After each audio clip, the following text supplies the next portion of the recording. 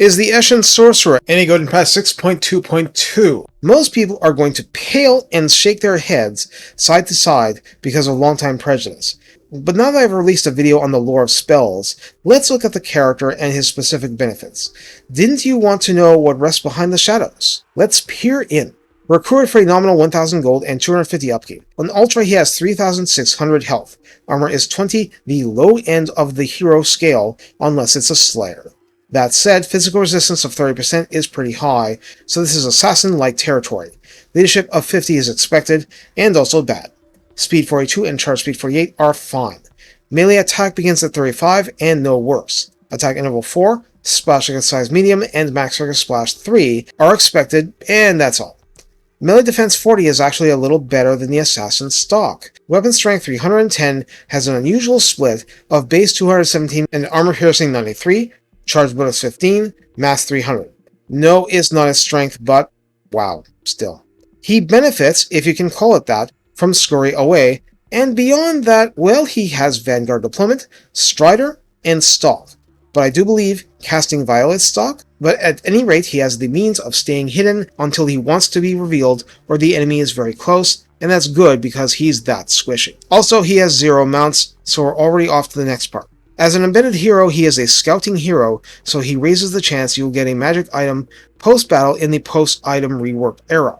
The map passive is Spread Corruption, so Skaven Corruption will dominate faster, enabling more menace blows in disputed territory.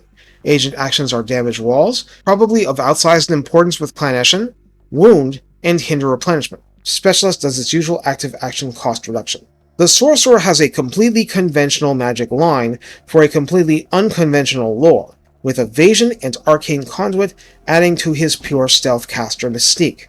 I have that video for how the spells work, and while they're meant for Eshin, the tricks can be used widely with evil effect. Besides the 1-pip sneaking and tricksy skills for plus 10% missile or spell resistance, Warp Fireball adds a bound fireball spell much like the old Ruby Ring of Ruin. 4 casts, no overcasting. It's just fireball, but damage is damage, and being able to fire from stock means you can make the angles work for you. The hero has a truncated combat line. Tail weapon is standard with plus 3 melee attack and plus 4% weapon strength. Expeditious Endeavor adds plus 15% speed at 3 pips. Hard to hit adds melee defense plus 12 to add to that strength. Tenacity adds plus 15% health at 3. Yeah, that's kinda it. The 3 last pips are not mutually exclusive, available at ranks 5, 7, 9 respectively. Rat Karate adds melee defense plus 10 and missile resistance 10%. You see that this makes the Sorcerer weirdly resilient in defense.